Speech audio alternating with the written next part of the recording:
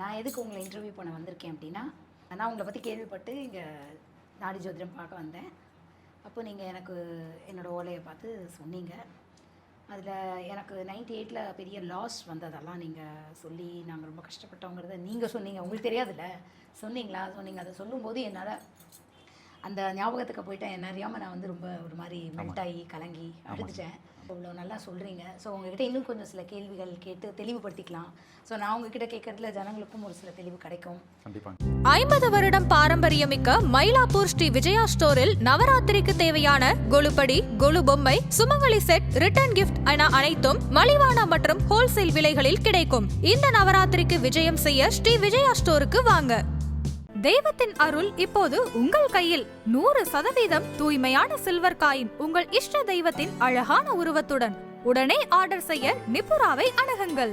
போன ஜென்மத்தில் நம்ம யாரு, எங்க பிறந்தோம், என்னவாக பிறந்தோம், இந்த பிறவில நம்ம செய்த நன்மைகள் என்ன, தீமைகள் என்ன, அந்த தீமையினால ஏற்பட்ட சாபங்கள் என்ன, இந்த சாபத்தை நம்ம நிவர்த்தி பெற்று நல்ல பலன்களை அடைவதற்கான உள்ள பரிகாரம் தான் சாந்தி. இந்த பரிகாரம்ங்கிற முறையில் அவங்க மேலே வந்து இதோட ஃபீஸு, பரிகாரத்துக்கான ஃபீஸு அதெல்லாம் இருக்கும்போது அவங்களுக்கு ஒரு வேளை அதை பண்ண முடியலன்னா நம்மளுடைய சக்தி என்னங்கிறது மகரிஷிக்கு நல்லாவே தெரியும். அதை நம்மளால் வந்து சமாளிக்க முடியுமா, செய்ய முடியுமா அப்படிங்கிறத அதை வச்சு தான் அந்த பரிகாரமே அவங்களுக்கு வரும். அந்த மாதிரி மந்திரங்கள் கொடுப்பேன், தீட்சை காண்டத்தை பார்த்து சொல்கிறேன்றீங்க.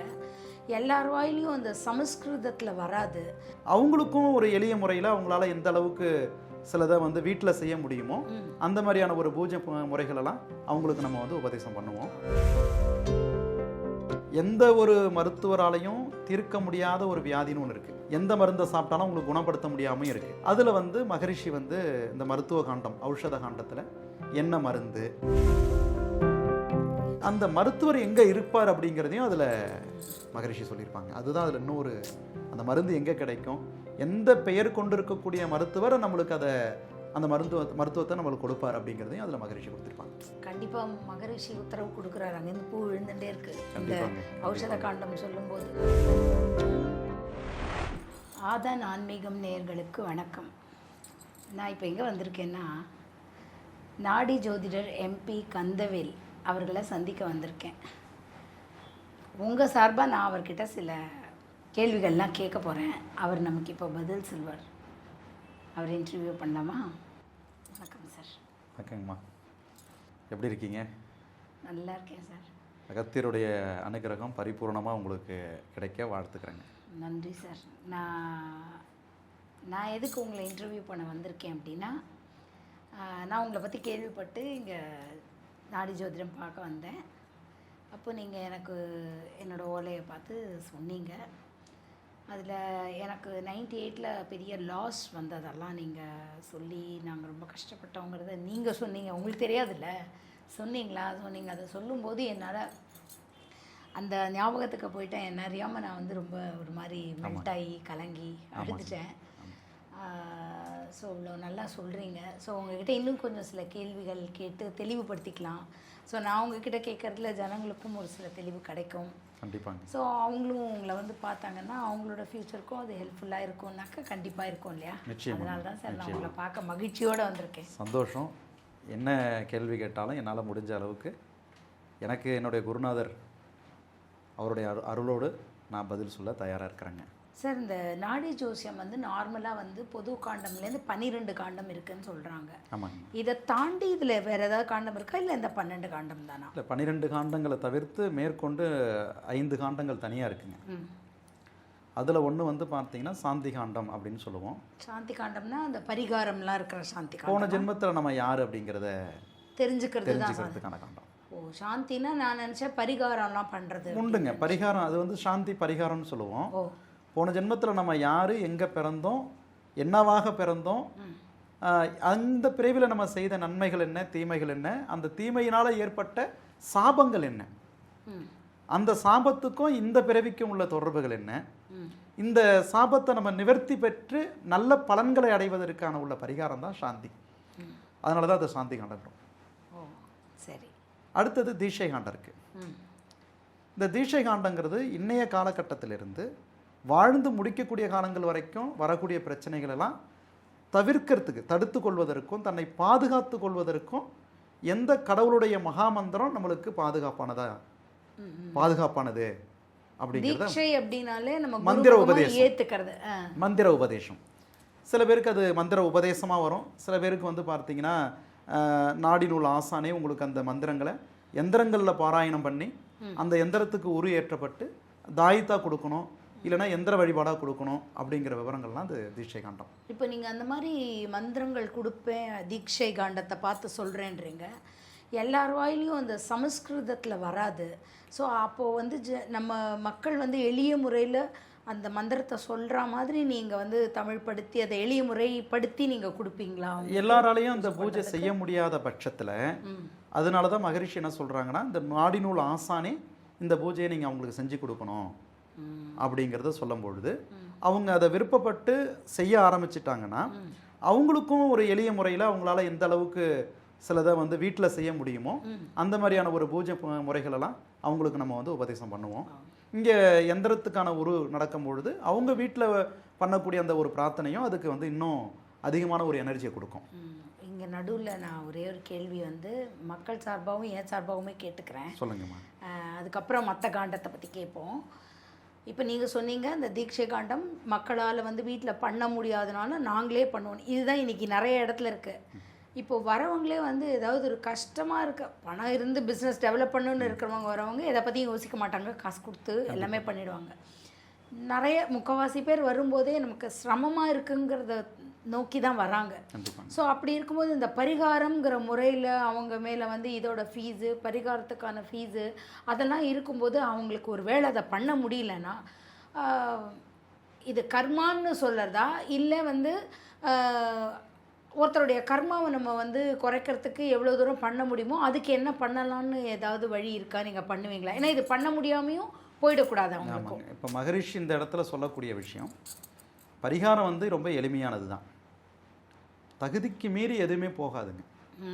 நம்மளுடைய சக்தி என்னங்கிறது மகரிஷிக்கு நல்லாவே தெரியும். அதை நம்மளால் வந்து சமாளிக்க முடியுமா, செய்ய முடியுமா அப்படிங்கிறத அதை வச்சு தான் அந்த பரிகாரமே அவங்களுக்கு வரும். ஒரு பாயிண்ட்டு. ரெண்டாவது வந்து பார்த்தீங்கன்னா எல்லாருமே பரிகாரம் செய்ய போகிறது கிடையாது. கரெக்ட். அந்த பரிகாரத்தை செய்யறதுக்கான அந்த கர்மா வந்து அவங்களுக்கு அனுமதி கொடுக்கணும். அதான் அவங்களுக்கு வசதி இல்லாம பண்ண முடியாம ஆயிடுத்துன்னா அதனால அது தடைப்பட்டு போயிடக்கூடாதோ அப்படிங்கிற வசதிகள் இருந்தும் செய்ய முடியாத இருக்காங்க பாருங்க, செய்யறதுக்கான அந்த மனம் வராத இருக்கு பாருங்க. ஸோ அப்போ அவங்களுடைய கர்மா அதை செய்ய விடாத தடுக்கும். நம்ம நினைப்போம் அவங்க வந்து செய்யலை, விருப்பம் இல்லை போல இருக்குது அப்படின்னு நம்ம நினைப்போம். ஆனால் உண்மையான கருத்து அது கிடையாது. மகரிஷி அவங்களுடைய கர்மா வந்து அதை செய்ய விடாத தடுக்குது. அப்போ நீங்கள் என்ன சொல்ல வரீங்க? ஒரு ஏழையாக இருந்தாலும் அவனுக்கு ஒரு சில விஷயங்கள் கர்மாவில் பண்ணணுங்கிறதுனா மகரிஷியே அதுக்கான வாய்ப்புகளையும் வழியையும் வகுத்து கொடுத்துருவாங்க சொல்கிறீங்க. அதாவது அந்த பலன் இருக்கிறவங்க மட்டும்தான் அந்த நாடியை பார்க்க முடியும், அந்த பாக்கியம் இருக்கிறவங்க மட்டும்தான் பார்க்க முடியும். அது ஒரு விஷயத்தை நம்ம தெளிவாக தெரிஞ்சுக்கணும். இப்போ இன்றைக்கி இருக்குது இல்லைங்களா, இப்போ எவ்வளோ ஒரு கடினமான நோய்கள் இருக்கும் போது ஏழ்மையான குடும்பத்தில் பிறந்தவங்களுக்கும் நோய் வந்து அதை குணப்படுத்துறதுக்கான ஒரு தீர்வு மருத்துவ உதவிகள்லாம் அவங்களுக்கு கிடைக்குது. ஏதோ ஒரு வகையில் யாராவது ஒரு டொனேட் பண்ணலாம், இல்லை அதுக்கு ஏற்றாறு போல் சில மருத்துவமனைகள் இருக்கலாம்.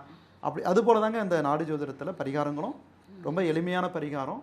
அந்த எளிமையான பரிகாரமே அவங்களுக்கு ரொம்ப பவர்ஃபுல்லான ஒரு மாற்றத்தை கொடுக்குது. அவருடைய கர்மா திருணுன்னா அவன் ஏழையாக இருந்தாலும் அந்த மகரிஷி வந்து அதுக்கான வழியை அவருக்கு கொடுத்துருவாருன்னு நீங்கள் சொல்ல வரீங்க. மகரிஷிக்கு முன்னாடி யாருமே வசதி பணக்காரன் ஏழைங்கிறதே கிடையாது.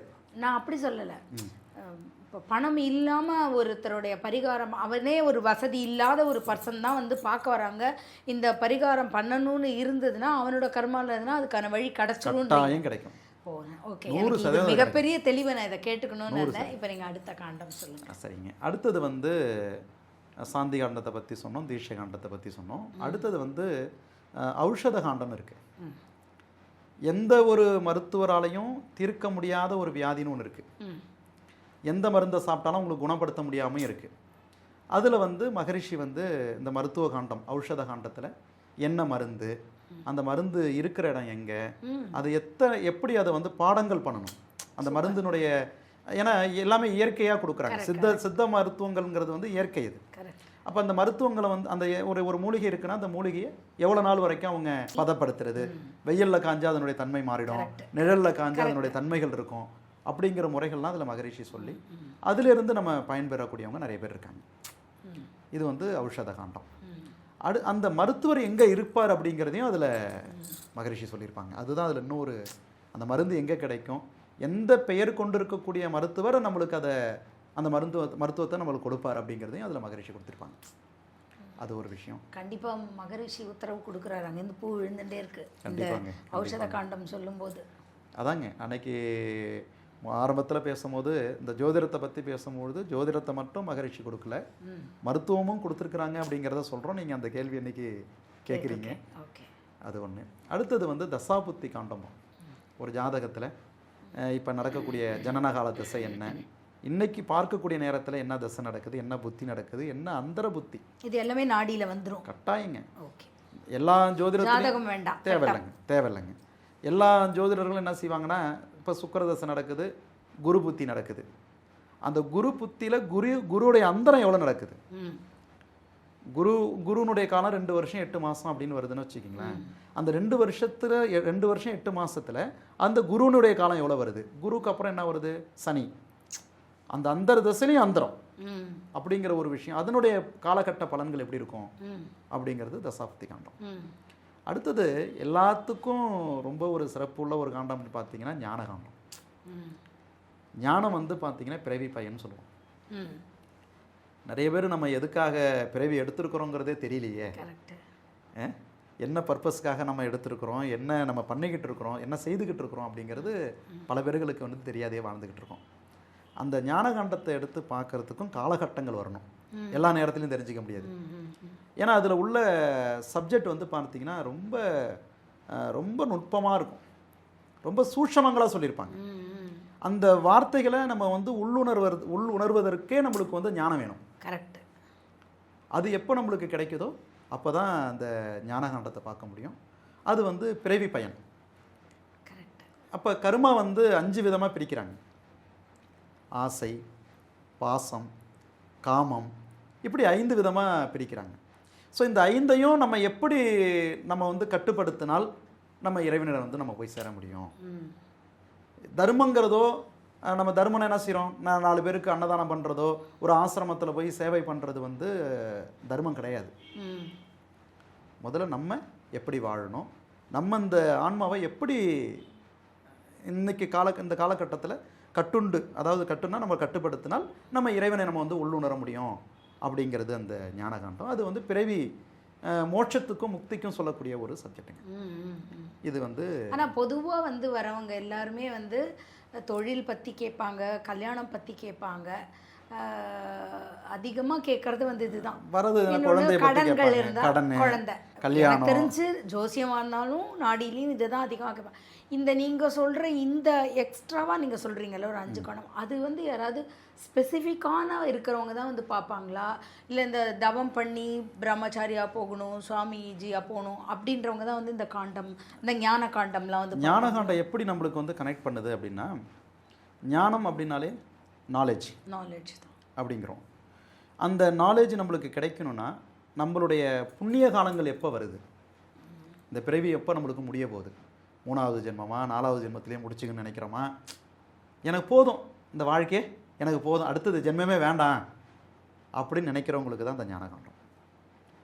ஒரு முறை மனிதனாக பிறந்துட்டு அடுத்த முறை மனிதனாக பிறக்குன்னு ஆசைப்படுறாங்களா, இல்லை, எனக்கு இந்த பிறவி போதும்னு நினைக்கிறாங்க பாருங்க, அவங்களுக்காக சொல்லக்கூடியது தான் ஞானகாண்டம். அந்த காலகட்டம் அவங்களுக்கு வரணும். அப்படிப்பட்டவங்க உங்ககிட்ட வந்து அந்த ஞான ஓலையை பார்க்குறாங்க, ஞான காண்டம் பார்க்குறாங்க. ஓகே, இது வந்து ஞானகாண்டம். அப்புறம் வந்து பிரசன்னம்னு சொல்லுவோம். இந்த பிரசன்னங்கிறது என்னன்னு கேட்டிங்கன்னா, இன்னைக்கு ஒரு முடிவு நம்மளால் எடுக்க முடியல, ஏன்னா நம்ம நாலேஜுக்கு அப்பாற்பட்டு இருக்கக்கூடிய ஒரு விஷயமா இருக்குது. அப்போ அதை நான் செய்யலாமா வேண்டாமா அப்படின்னு ஒரு கட்டம் வருது இல்லைங்களா. அந்த ஒரு கேள்வி வரும்பொழுது அப்போ அந்த கேள்வியை வந்து கேட்கக்கூடிய நேரத்தை நோட் பண்ணிவிட்டு அதை எழுதி வைத்து குருநாதர் பாதத்தில் வச்சு பிரார்த்தனை பண்ணி அவங்கள்ட்ட நம்ம அதுக்கான உள்ள விடையை கேட்டோம்னா அதுக்கான உள்ள தெளிவான ஒரு பதில் கிடைக்கும். கண்டிப்பாக, கட்டாயம். இது வந்து ஒரு 6 மாத காலம், 1 வருஷத்துக்கான உள்ள பலன் தான் வந்து பிரசன்னம். இவ்வளோ விஷயம் இருக்குங்க நாடி ஜோதிடத்தில். Super super. ஏன்னா இது வரைக்கும் ஜென்ரலாக நாடின்னு தான் பேசுகிறோமே தவிர இவ்வளோ டீட்டெயிலில் வந்து நானும் எங்கேயும் பார்க்கல, கவனிக்கல, பார்த்த உங்களுக்கும் மாதிரி தெரியல. உங்களுக்கும் அந்த ஞானம் எனக்கும் வரணும். அது கரெக்டு தான். ஸோ அதனால் இன்னைக்கு அந்த நாடி ஜோதிடம்னு கிடுகிடுன்னு மைண்டை ப்ரிப்பேர் பண்ணிட்டேன். இதை தாண்டி ஏதாவது இருக்கா, இதெல்லாம் என்ன ஏது. அதே மாதிரி இந்த ஜனங்கள் வந்து பணம் கஷ்டத்தினால தானே வந்து பார்க்குறாங்க. அதுவே இங்கேயே அதுவே ஜாஸ்தியாக இருக்குங்கும்போது அவன் கஷ்டப்படுவானே, அதை பண்ண முடியாமல் ஆகிடுமே.